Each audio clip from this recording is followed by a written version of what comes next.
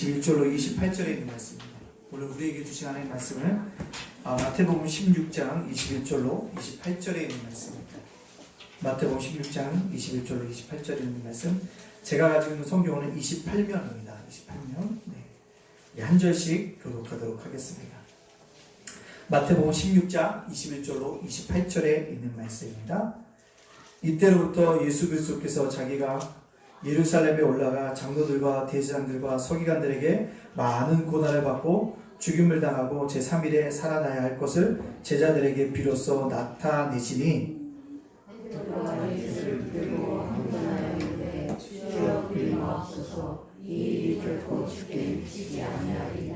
예수께서 돌이키시며 베드로에게 이르시되 사탄아 내 뒤로 물러가라. 너는 나를 넘어지게 하는 자로다.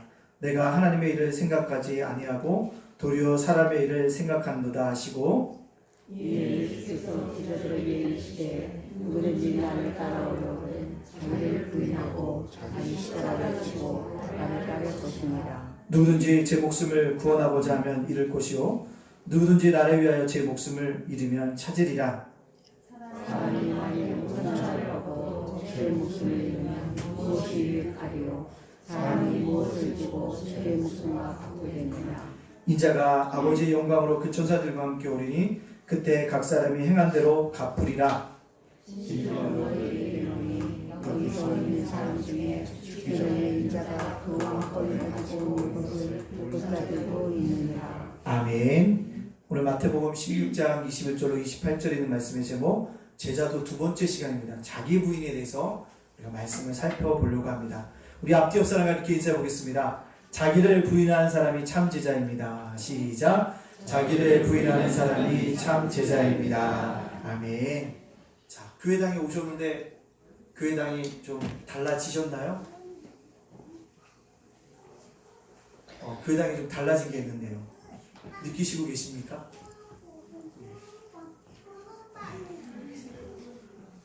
뭘 고쳤냐면요, 이번 주에 음향을 저한테 제 목소리에 맞춰서 음향을 좀 조절을 했고요. 또 한 가지는 이 메인 스피커가 두 개가 다 고장이 났어요. 사실은 고장이 난지를 진지가 알고 있었는데 고치질 않았습니다. 왜냐면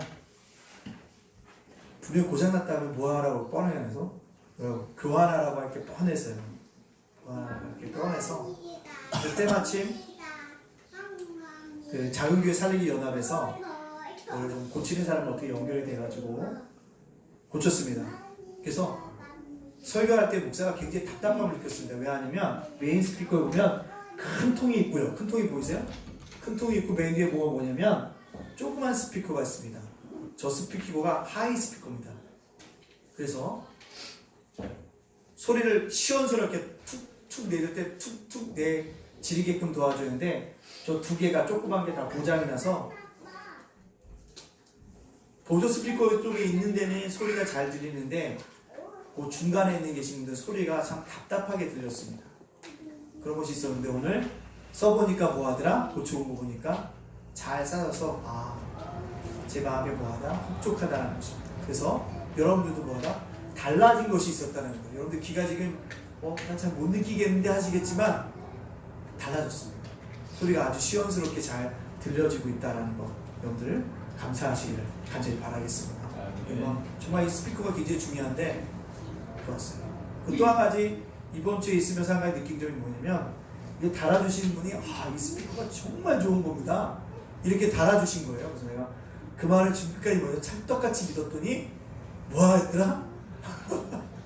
아니었다는 걸 알았어요. 이번에 목사님 이 교회당에 저 앰프도 좋은데 스피커는 왜 이렇게 싸구려로 사셨어요? 그러고요. 비싼 걸로 들었는데 목사님 뒤편에 써있는 거 안 보이세요? 보여요. 마데인 치나라고 써있잖아요. 차이나입니다. 차이나. 이 마데인 이 치나에 저도 이게 정말 이름 없는 겁니다. 이러시면서 얘기를 하시면서 이때 내가 몰라가지고 내가 또 그때 했구나 라는 생각이 들었습니다. 그럼에도 불구하고 뭐한다? 그래도 지금까지 뭐 했으니까 잘 사용했으니까 뭐하자? 감사하자라는 말이 들었습니다. 어떤 사람이 죽었습니다. 천국에 들어갔습니다. 이 사람이 부자였어요. 부자가 생각하기에 천국에 들어가 보니까 천국에 가면 살집을 준다는 얘기를 들었습니다. 천국에 내가 어떤 집을 살까 고민했습니다. 그 천사에게 물었죠. 제가 살 집이 어디입니까? 천사가 제가 안내해 주겠습니다 라고 얘기합니다. 천사의 뒤를 따라서 이 부자가 졸졸졸 따라갑니다. 으리으리한 저택이 나옵니다. 이곳이 혹시 내가 살 집인가? 했더니 뭐라고 얘기합니까? 아니라고 얘기합니다. 으리으리하지 않지만 큰 저택이 있어요. 이 집이 제가 살 집입니까? 아닙니다. 좀 한참 올라가다는 게 뭐예요? 고급 아파트가 보입니다. 혹시 이 고급 아파트가 제가 살 집입니까? 아니요, 아닙니다. 가다 보니까 단독주택이 있어요. 그것이 저희가 살 집입니까? 물으니까 그것도 아니라는 겁니다. 대체 나를 살 집이 어딘가 갔더니 아주 어스름하고 뭐요? 다 쓰러질 것 같은 초가집에 도착하니까 뭐라고 합니까? 천사가 이 집이 당신의 집입니다 라고 알려줬다는 거죠. 그자 이 부자가 따졌다는 거죠. 아니 왜 으리으리한 대저택도 아니고 단독주택도 아니고 이 다 쓰러져가는 초가집이 저희 집이라고 말씀하십니까? 라고 물었더니 천사가 이렇게 대답했다고 합니다. 지금까지 당신이 땅 위에서 천국에 투자한 것으로는 겨우 이 집밖에는 지을 수 없기 때문입니다 라고 말했다. 우리가 이 땅에서 어떤 방식으로 주님과 천국을 위하여 살았는가에 따라서 천국에서 우리의 거할 집이 다르다고 하는 유고입니다. 이것을 오해하지 마십시오. 헌금을 많이 해야지만 좋은 천국집에 들어갈 수 있다고 얘기하는 것이 아닙니다. 무엇입니까? 이 땅에서 어떤 자세로 어떤 그리스도의 삶을 살았느냐에 따라서 천국 생활도 뭐할 거다? 달라질 것을 말씀하시는 것입니다. 오늘 말씀 속에 27절의 마지막 절에 우리에게 이렇게 27절에 우리에게 이렇게 얘기하고 있습니다. 27절 한번 읽어볼까요? 시작.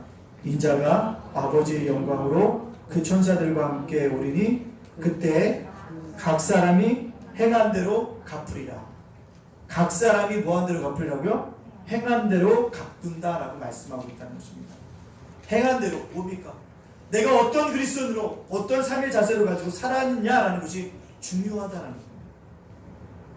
오늘 본 말씀은 예수님의 수제자였던 베드로가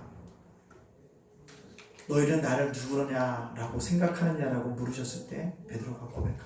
뭐라고요? 주는 그리스도시오 살아계신 하나님의 누구다? 아들입니다 라고 고백합니다. 바로 이 고백 다음에 오늘 본문이 등장하고 있다는 것입니다. 예수님이 가이사 빌립보 지방을 지나가다가 베드로에게 이 고백을 들으시고 흐뭇하셨을 것입니다. 역시 나의 수제자야. 역시 대단해.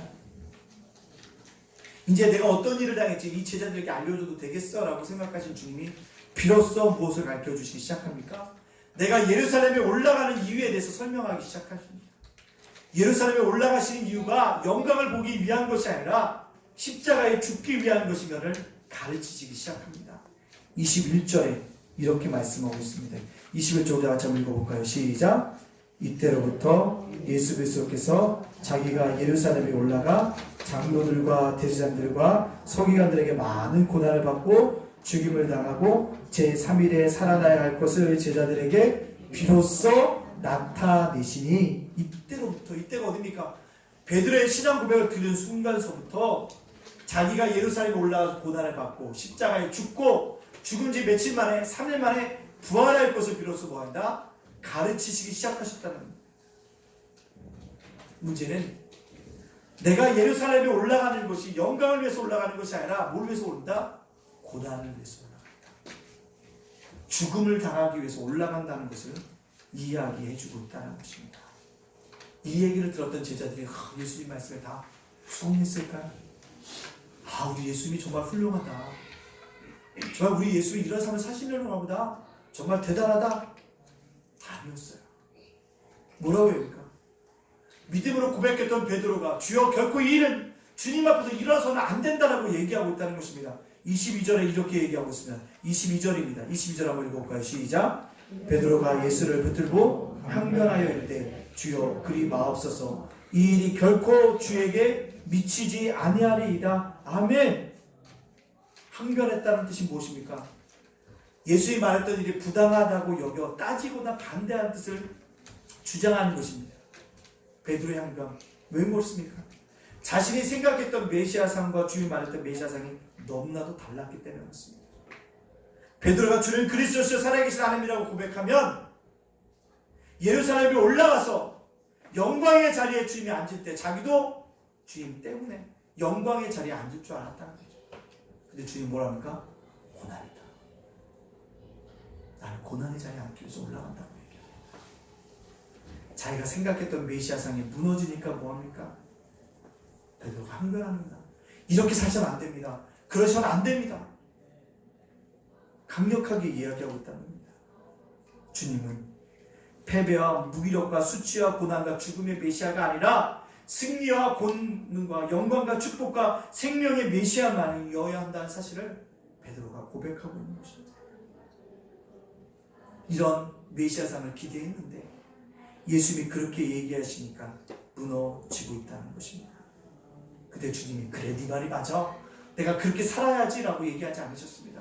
오히려 주님은 베드로를 뭐합니까? 강하게 심하게 책망하셨습니다. 뭐라고요? 사탄이라고까지 베드로를 지칭하고 있더라는 사실입니다. 몇 절에 이야기하고 있습니까? 23절 말씀 우리 한번 읽어볼까요? 시작.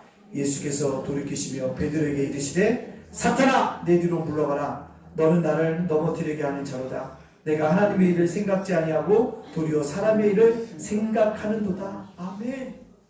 사탄이라고 책망하십니다. 하나님의 일을 생각해야지 사람의 일을 생각한다고 책망하시고 있다는 사실입니다. 그러면서 주님이 나를 쫓는 제자의 삶이 어떠신가를 제자도에 대해서 24절과 26절에 우리에게 분명하게 가르쳐주고 있다는 사실입니다. 제가 이 제자도를 설교하는 이유는 그냥 우리 왜 그 일꾼을 뽑으려고 합니다. 어떤 사람이 제자인가? 일꾼은 제자이어야 하기 때문에 그렇습니다. 일꾼은 직분이 중요한 게 아니라 내가 어떤 제자를 가지고 살아가느냐가 중요하다는 것입니다. 그게 중요해요. 저희 아버님이 그러셨습니다. 목사가 돼서 잘 먹고 잘 사는 게 중요한가? 어떤 목사로 성도들을 어떻게 깨워서 함께 하나님 나라의 천국을 이 땅속에 교회 안에서 이룩할 것이고 하나님 나라 가서 네 양들 중에 얼마나 참 제자로 만들었느냐가 중요하다는 것입니다. 그래서 가르쳐 주셨습니다. 목사의 제자가 아닙니다. 목사의 제자가 아닙니다. 평신도의 제자가 아니라는 것입니다. 제자의 삶이라는 것입니다. 오늘 본문을 통해서 우리들에게 말씀하시는 제자도의 모습이 무엇인지를 깨닫고 그 제자의 삶을 살아갈 수 있는 우리 모두가 되어주기를 간절히 소원합니다. 이 말씀을 드릴 이유가 뭔지 아십니까? 목사도 제자이기 때문에 그렇습니다. 목사도 성도이기 때문에 그렇습니다. 제가 이번 주 치매교육을 받는다 그랬죠. 치매교육을 받는데요. 금요일 날이었어요. 11시부터 1시까지 수업이에요. 1시부터 2시가 식사 시간인 거예요. 근데 아주대학교 병원 정신과 의사가 나와서 키는 195에다가 몸무게는 150kg 되는 거구예요. 엄청난 사람. 강의를 하다 이렇게 하려고 하고 한 5분 10분 지났는데 갑자기 프로젝트가 나가고 마이크가 다 꺼졌어요. 근데 저희도 가갖고 뭐 하려고 했더니 이게 도대체 켜지질 않는 거예요. 그러니까 그 의사 선생님이 뭐 합니까? 그걸 그 교육을 제 치매 교육을 담당하는 공무원이 4명이나 했어요. 4명에게 계속 전화를 해요. 아무도 전화를 안 받는 거예요. 아무도 전화 안 받는 거예요. 몇 사람 저 뒤에 가서 저랑 몇 사람 저 마이크 키고 뭐 이게 프로젝트인데 아무리 해도 안 되는 거예요. 근데 그 교육을 담당하러 오신 공무원들은 식사하러 가신 거예요. 연락이 안 돼요. 아니 연락을 받지를 않는 거예요. 일부러 아무도. 그랬더니 그 거부되신 분이 제가 마이크 없이 얘기하지. 근데 키가 195에다가 몸무게가 150이면요 굉장하게 무럭차게 이렇게 얘기하자는데요 말이.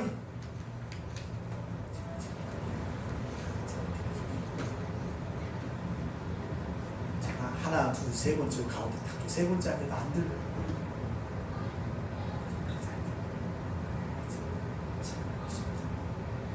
아무도 안 들려요. 근데 2시간 동안 그 얘기 들었어요.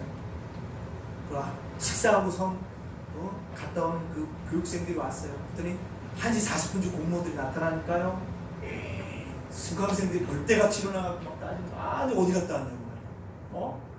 공무원들이 시간 안에 있어야지 왜 어디 갔다 왔냐고 따지는데요. 야, 공무원 네 분들이요 그냥 얼굴이 빨개져가지고 고개를 못 들고 아유 그게 아니야 무슨 그러면 안 된다. 제가 그때 그 모습을 보면서 느끼고 있었어요. 공무원들도 자기 자리를 지켰어야 돼요. 자기 자리 지키지 않았더니 저렇게 불꽃 같은 사람들에게 뭘 듣느라 원망을 듣는 거예요. 우리가 교육비를 냈어요. 그때 물으면 교육비 달라주세요. 막 그냥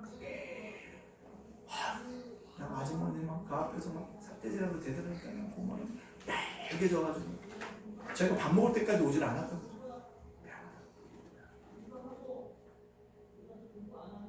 우리가 우리의 직분을 감당하지 못하면 행한 대로 갚아주는 하나님 앞에서 우리가 언젠가는 그렇게 부끄러움을 당할 날이 오겠구나.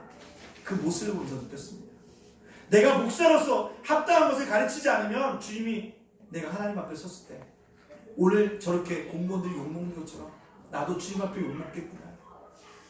아니 내가 성도들과 성교에서 만났는데 목사님이 잘못 가르쳤다고 내가 그 소리 들으면 어떨까라는 생각들 하면서 화끈거렸다는 거죠. 우리는 주님을 쫓아가는 제자입니다. 목사님이 완벽한 제자이기 때문에 이것을 설교하는 것이 아닙니다. 함께 지향할 지향점이기 때문에 본문에 드러난 제자들을 살펴보고 그러한 제자의 삶을 살아갈 수 있는 우리 모두가 되어지기를 간절히 소원합니다. 아멘. 첫 번째 본문에 나타나는 제자들은 자기 부인입니다. 24절 말씀 다 같이 한번 읽어볼까요? 시작. 이에 예수께서 제자들에게 이르시되 누구든지 나를 따라오려거든 자기를 부인하고 아멘. 누구든지 나를 따라오려거든 자기를 뭐하고요? 부인하고. 부인해야 한다는 사실입니다. 당시 예수님 시대는요 개인적인 자유라는 것은 그런 개념이 없었어요. 프라이버시라는 그런 개념 자체가 없었어요. 개인은 항상 없었어요. 무엇인가? 가족이라는 공동체 안의 일부였어요. 나라는 게 없었다는 거예요. 우리 사람들은 아니 왜 나가 없을까 생각하겠지만 예수님 당시에는 이런 개념이 아예 없었어요. 항상 공동체 이론으로 생각했다는 것입니다. 즉 자기를 부인하라고 얘기하는 말은 주님을 따라가려고 하면 가족이나 뭐라는 거예요. 가족 공동체와 관련된 걸 끊으라는 말인 거예요. 이게 쉬운 일이겠습니까? 자기라는 개념이 없는 사람들 속에 그것을 끊어버리고 누굴 쫓아가요? 주님을 쫓아가는 것이 자기 분이라고 얘기하는데 이해할 만한 사람이 몇 명 있겠습니까? 근데 이것이 이루어져야 한다는 거죠. 어디서요? 바로 교회 제자로 간다면. 누가복음 14장 26절에 이렇게 분명하게 얘기하고 있습니다. 누가복음 14장 26절에 있는 말씀입니다. 같이 한번 읽어볼까요? 시작. 무릇 내게 오는 자가 자기 부모와 처자와 형제와 자매와 더욱이 자기 목숨까지 미워하지 아니하면 능히 내 제자가 되지 못하고 아멘. 자기 부모를 미워하지 아니하면 처자를 미워하지 아니하면 형제를 미워하지 아니하면 자매를 미워하지 아니하면 자기 목숨을 미워하지 않으면 누가 될 수 없다고? 내 제자가 될 수 없다는 것입니다. 즉 무엇입니까? 가족 간의 관계나 공동체의 관계가 하나님의 관계보다 더 뭐할 수 없다? 앞설 수 없다는 것입니다. 나보다 누구요? 하나님의 관계가 우선이라는 것이죠. 가족 공동체보다 어떤 공동체가요? 주님의 공동체가 더 우선이라는 것입니다. 이것이 뭐요? 제자도에게 합당한 모습이라고 이야기하고 있다는 것입니다. 자기를 부인하는 것은 자기의 편리, 자기 이익, 명예, 인기, 권세 등을 구하는 것이 아니라 하나님의 일, 자비, 사랑, 평화를 구하는 자로 바꾸라는 말씀인 거예요. 나, 내 가족, 내 자녀만 집중하는 것이 아니라 그의 공동체, 하나님 나라의 공동체를 우선시할 수 있는 그 믿음, 그것이 제자도라고 얘기하고 있다는 사실입니다. 자기가 아니라 공동체가 우선시돼요. 가족 공동체가 아니라 어떤 게요? 교회 공동체, 하나님의 공동체가 우선시되어야 한다는 것입니다. 이것에 대해서 뭐예요? 오늘 본문이 설명하고 있다는 것입니다. 너희들 한 자리 한다고? 그것은 내가 준 영광이 아니야. 나를 따라오든 확실하게 부인하고 따라오라고 지금 이야기하고 있다는 것입니다. 에베소서 골로새서에 보면 바울의 동역자로 등장하는 한 사람이 있습니다. 두기고입니다. 두기고에 대해서 뭐라고 합니까? 골로새서 4장 7절과 8절 말씀 이렇게 얘기하고 있습니다. 우리가 길지만 한번 읽어볼까요? 시작. 두기고가 내 세상을 다 너에게 알려주리니 그는 사랑받은 형제요 신실한 일꾼이요 주 안에서 함께 종이 된 자니라. 내가 그를 특별히 너에게 보내는 것은 너희로 우리 사정을 알게 하고 너희 마음을 위로하게 하려 함이라. 아멘. 뭐가 납니까? 사정. 우리 사정을, 내 사정을. 뭐요? 두기고는요 사정을 살피는 자였다는 것입니다. 남의 사정을 살피기 위해서 뭐 해야 됩니까? 내 시간과 물질과 공간을 투자하지 않으면 남의 사정을 알 수 없다는 것입니다. 두기고는 자기를 부인했다는 것입니다. 자기보다는 남의 사정을 밝히면서 살아갔던 제자의 모습이었다는 사실들을 우리에게 보여주고 있다는 사실입니다. 그렇다면 우리는 어떠냐는 것입니다. 주님 원하는 순 제자로서 살아가고 있냐는 것입니다. 2018년도 작년에 한참 유행했던 트렌드 많이 있습니다. 뭡니까? 워나벨이라고 들어보셨습니까? 워나벨. 뭡니까? 직장과 가정이 균형 잡힌 삶이랍니다. 직장이 우선시 될 수 없다는 것입니다. 가정이 우선시 돼야 한다는 것입니다. 균형을 이루는 삶을 얘라고 해요. 또 뭐가 있습니까? 요로족이라는 것이 있었어요. 요로족 뭡니까? 단 한 번뿐인 인생 뭐하면서 살자? 즐기면서 살자라는 요로족이 있었어요. 다 맞는 얘기예요. 직장보다 가정 중요합니다. 그래서 단 한 번뿐인 인생 어떻게 살아가는 것이 중요합니다. 중요해요. 하지만 우리는 그들과 다르다는 거죠. 왜요? 우리 그리스도인이고요. 그리스도인은 곧 주님을 따라가는 제자들이기 때문에 제자의 삶이 우리 삶 속에서 나타나야 한다는 것입니다. 그것 때문에 어떻게 해요? 내가 아니라 뭐요? 주님이 우선시돼야 돼요. 가족 공동체가 우선이 아니라 뭐요? 교회 공동체나 주님의 나라의 공동체가 우선시 되어져야 한다는 것입니다. 이게 뭐라고요? 자기 부인의 길이라는 것입니다. 제자라고 한다면 우리는 이 길을 걸어가야 한다는 것입니다. 제가 이야기하는 것이 아니라 누가요? 주님이 나를 따라오려거든. 나를 따라오려면 자기를 부인하라고 먼저 이야기하고 있다는 사실입니다. 이 말씀은 깨달아요. 주님의 제자로서 자기를 부인하면서 함께 주님을 쫓아가는 믿음의 사람들이 되어지기를 간절히 소원합니다. 두 번째요, 본문에 나타난 제도들은 자기 십자가를 지는 것입니다. 오늘 본문에 있는 말씀 24절 말씀 다시 한번 읽어볼까요? 24절에 있는 말씀입니다. 시작. 이에 예수께서 제자들에게 이르시되 누구든지 나를 따라오든 자기를 부인하고 자기 십자가를 지고, 아멘. 자기를 부인하고 자기 십자가를 지고 라는 것입니다. 성경 안에 십자가라는 말이 47에 등장합니다. 이것은 기독교 생활에서 십자가가 얼마나 중요한가를 말해주고 있습니다. 십자가를 진다는 것은 주님을 위하여 기꺼이 뭐요? 고난받을 각오를 했다는 말입니다. 주님을 위하여 뭐요? 죽음까지도 감수해야 한다는 말씀입니다. 각자 주어진 십자가가 있습니다. 그것을 지고 뭐합니까? 주님을 따라가야 합니다. 어떤 사람에게는요, 육체적인 질병이 그에게 십자가일 수 있어요. 그것을 지고 가야 합니다. 어떤 분에게는요, 자녀가 십자가일 수 있어요.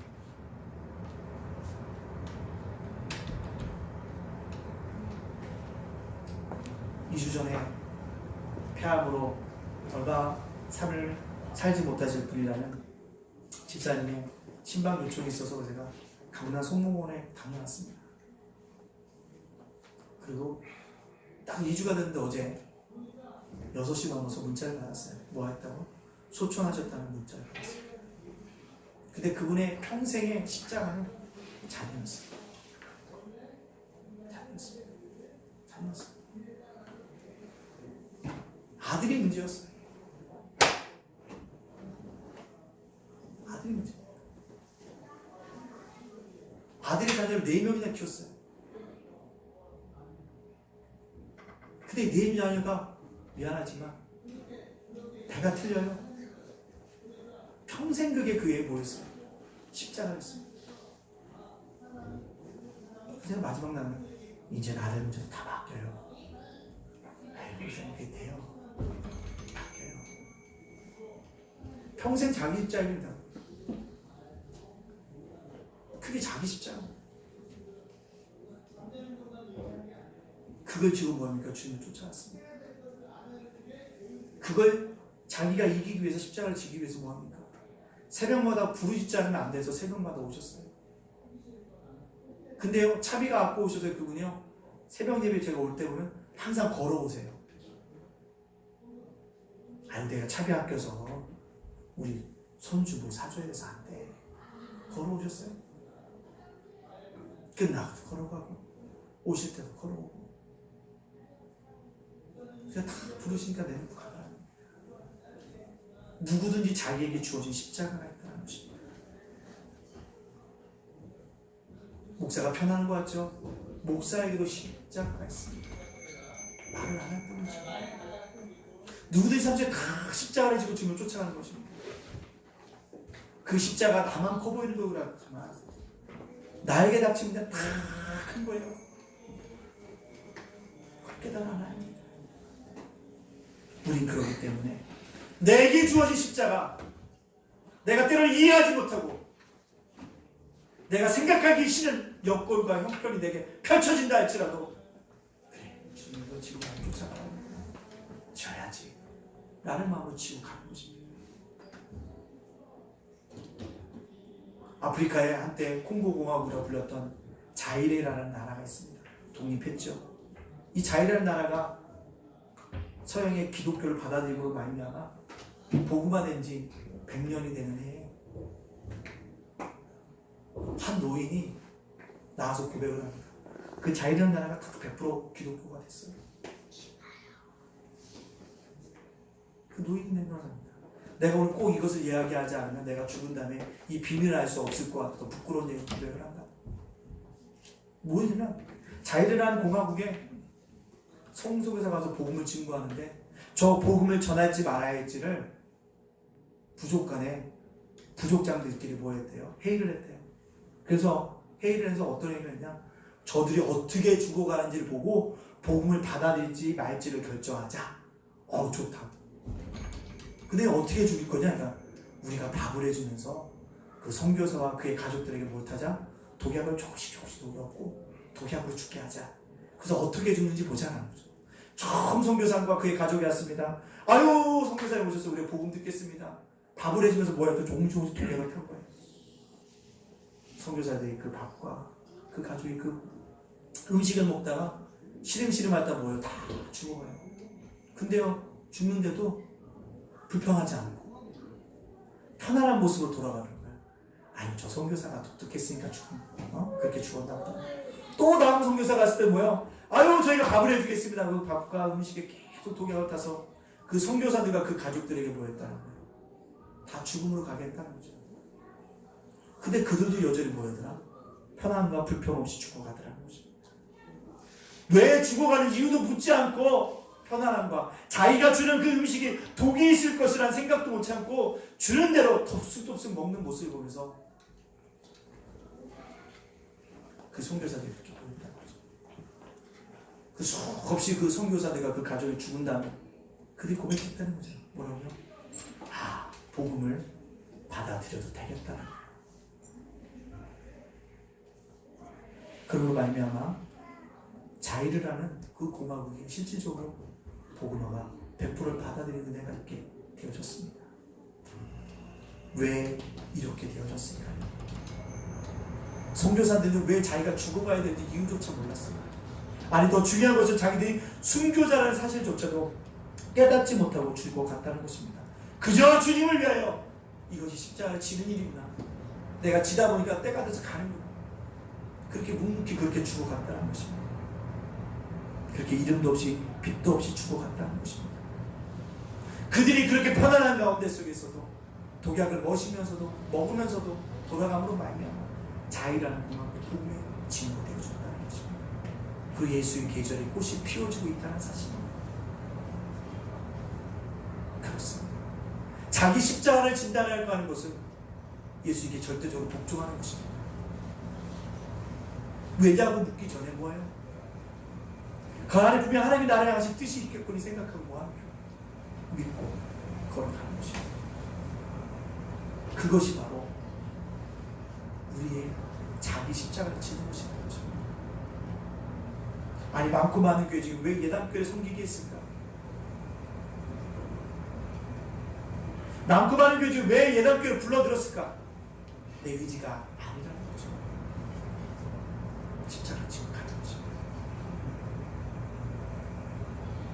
내가 이해되는 순간만 주님을 쫓아가는 것이 아니라 십자가를 진다는 것은 이해되지 않는 여건과 상황 속에서도 내가 주님을 믿는 자니까 따라가야지 가는 거죠. 오늘도 걸어가는 거죠. 목사의 삶도 그래요. 내일을 알지 못하고 갑니다. 우리 모두가 십자가를 져야 합니다. 자기 십자가를 진다는 것 철저하게 그리스도에게 복종해야 한다는 사실입니다. 사랑하는 예단가족 여러분들, 우리 모두 이해되지 않는 상황과 여건일지라도 도무지 알 수 없는 여건 속에 빠져들지라도 나에게 주어진 길, 그 길을 걸어가고 주를 바라보고 쫓아가는 말입니다. 바로 십자가를 지는 제자로서 살아갈 수 있는 우리 모두가 되어지기를 간절히 소원합니다. 다 십자가가 있어요. 없는 사람이 없습니다. 세 번째요, 오늘 본문에 나타난 제자 뭡니까? 주님의 뒤를 쫓아가는 것입니다. 24절 말씀 다시 한번 읽어볼까요? 시작. 이에 예수께서 제자들에게 이르시되 누구든지 나를 따라오거든 자기를 부인하고 자기 십자가를 지고 나를 뭐 할 것이다? 따를 것이니라. 나를 따라가는 것입니다. 지극히 당연한 말인 것처럼 아니에요. 예수님과 제자들은 예수님의 뒤를 따라가야 했습니다. 제자들은 비록 스승이 걷는 길이 즐거운 영광의 길이 아니라 할지라도 기꺼이 고난의 길도 따라가야 하는 것입니다. 베드로가 순교할 때 주님을 따라가도 어떡합니까? 십자가에 못 박혀 죽게 되니까 뭐니까 난 주님처럼 이렇게 십자가에 못 박혀 죽을 수 없어. 어떻게 해요? 거꾸로 매달아서 죽었잖아요. 주님이 가신 길을 죽음까지 쫓아가는 것이라는 것입니다. 그렇다면 주님의 뒤를 쫓아간다는 말은 어떤 뜻이 있습니까? 주님의 길을 걸어가는 길입니다. 주님이 가셨던 길이 어떤 길입니까? 주님의 뜻을 이루는 길이었습니다. 결국 우리가 주님의 뒤를 따라간다는 건 주님의 뜻을 이루기 위해서 걸어가는 것입니다. 제가 나이가 들어봤나요? 들었나 봐요. 요즘에 신대원 다닐 때 우리 친구들이 어떻게 목회를 하나 참 궁금했어요.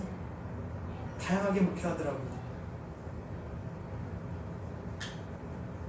양질일이라고 있었어요. 학교 다닐 때 틱이었어요. 의정부에 살았어요.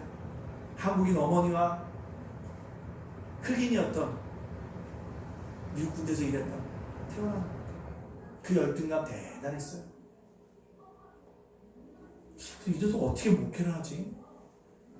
이 녀석이 항상 저랑은 같은 교회사 역사관을 바라봐도 틀려요. 이 세 인사는 항상 민중의 역사관을 바라봤어요. 어떤 교회를 하고 있을까? 깜짝 놀랐습니다. 멀지 않은 곳으로 목회를 하고 있더라고요. 가나안을 향한 교회의 모임, 가향교회를 하고 있더라고요. 어디서 했나 봤더니 비산초등학교 앞에서 하고 있는 거예요. 이야, 이 녀석 대단하다. 대단하다. 사진이 올라오는 거 봤어요. 반바지 입고 설교해요. 마이크 없습니다.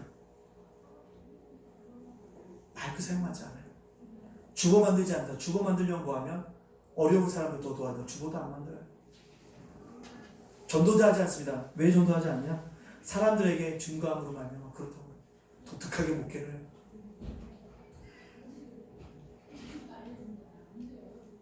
예배 시간에 보니까 10시부터 4시까지예요.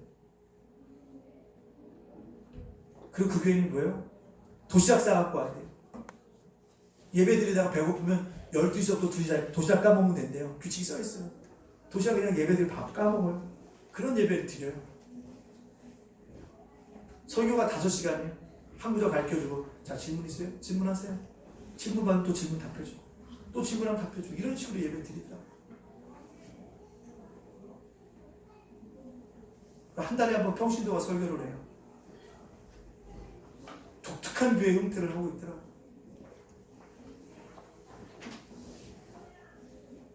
그의 모토는 뭐냐면 주님처럼 가난해져야 한다는 거예요. 주님처럼 가난해지려고 노력한다는 거죠. 그래서 이게 어떤 것이 하나님의 뜻인지 모르겠지만 하나님의 뜻을 찾아가는 그 모습 자체가 아름다워졌다는 거죠. 주님을 따라간다고 솔직히 얘기하는 것이 무엇이냐면 하나님의 뜻이 무엇일까라고 고민해 봐야 한다는 것이죠. 그 길을 걸어가야 한다는 것입니다. 아버지의 뜻을 이뤄간다는 것입니다. 그것이 바로 제자라는 것이라는 겁니다. 조지 둘리엣이라는 목사님이 얘기합니다. 뭐라고 얘기합니까? 하나님의 뜻을 아는 것, 그것이 최고의 지식이다.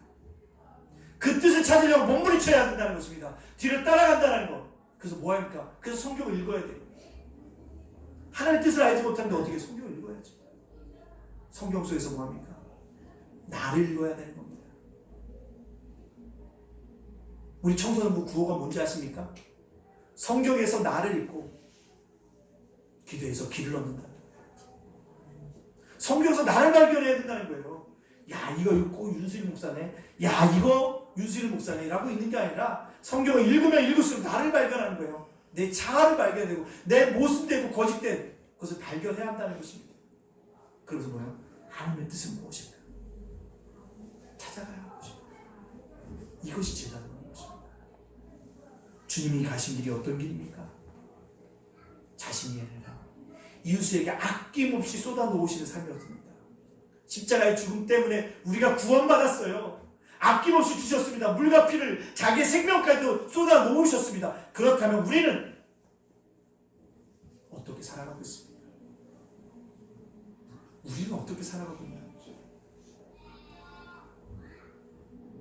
이웃을 위해 얼마나 선실하고 살아가고 있습니까? 혹시 이웃이 나랑 좀 맞지 않아 불평한 사람 아닙니까? 다르다고 불평하지 않습니까? 내가 생각한 거랑 틀리다고 발표하지 않습니까? 돌이켜야 한다는 것입니다. 또요, 주님이 가신 길은요, 단순한 길이었어요. 내가 가는 길은 십자가의 길이라며 그 길을 걸어가신 거예요. 아주 단순한 삶을 사셨어요. 근데 우리 삶은 너무 복잡해요. 계산할 게 너무 많습니다. 아닙니다. 신앙은 단순해져야 되는 거예요. 주님이 가라고 하셨으니까 가는 거고, 주님이 멈추라는 것은 뭐합니까? 멈추는 것이에요. 왜 가고 왜 멈춰야 돼요? 말씀하십니다. 주님의 삶은 단순했어요. 새벽에는 기도하셨고 병자들 고쳐주셨고 늦은 밤에도 다시 기도하셨고 아주 단순한 삶을 사셨습니다. 돈깨는 누구에게 맡기고요? 가룟유다에게 맡기고 자기의 길을 걸어갔다는 것입니다. 단순한 길을 걸어가셨다는 것입니다. 우리도 뭐예요? 단순한 그런 길을 걸어가는 겁니다. 내가 주님을 쫓아가는 이유 부귀영화가 아닙니다. 내 삶의 목적임을 깨달아 알고 우리도 뭔가 단순한 삶을 살아가야 하는 것입니다. 미국에서 스마트폰이 생긴 후에 청소년들에게 얼마나 많이 폭력과 살인에 노출되는지 검사했다고 합니다. 그랬더니 초등학교 졸업할 때까지요. 미국의 초등학교 졸업할 때까지 아이들이 스마트폰을 통해서 살인 장면을 8,000번 이상을 봤고요. 폭력적인 장면은요 10만 회 이상 봤다고 합니다. 그래서 놀라운 통계가 났습니다. 뭔 통계가 났냐? 스마트폰에 이렇게 폭력적으로 노출된 10대 청소년들이 뭐하더라? 범죄할 때 잔인한 범죄를 저지르라는 것입니다. 잔인한 범죄를 저지르라는 것이에요. 특히 뭐한 사람? 게임할 때 사람을 마구마구 죽이는 게임한 사람은 사람을 죽일 때도 게임하듯 사람을 죽인다는 거예요. 이런 통계가 나왔습니다. 무엇입니까? 살인과 폭력에 자주 노출되어다 보면 제의식 없이 그것을 행한다는 것입니다. 지금 본 것이 뭡니까? 현실이 된다는 것입니다. 자주 노출된 것이 뭔가 행동으로 나타나게 마련이라는 것입니다. 영적 원리도 똑같습니다. 우리가 주님께 우리 자신을 자주 노출시키지 않으면 주님의 제자가 될 수 없어. 우린 주님께 자주 내 자신을 노출시켜야 합니다. 말씀 속에서 예배를 통해서 기도를 통해서 노출시켜야 하는 것입니다. 우리가 세상에 자주 노출시키면 뭡니까? 세상 사람과 똑같은 사람이 되어집니다. 주님을 따라간다고 얘기하는 것 내 자신을 주님 앞에 자주 노출시키는 거예요. 드러내는 것입니다. 감추려는 것이 아니에요. 그래도 우리가 주님의 제자로서 따라갈 수 있다.